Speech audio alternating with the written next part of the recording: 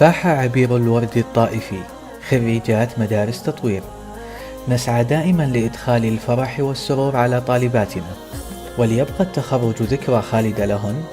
وحدة تطوير المدارس تهنئ خريجات الثانويات المطبقة للبرنامج الوطني عبر منصات التواصل الاجتماعي تويتر، يوتيوب، سناب شات وتليجرام، وأيضا عبر موقع مدارس تطوير.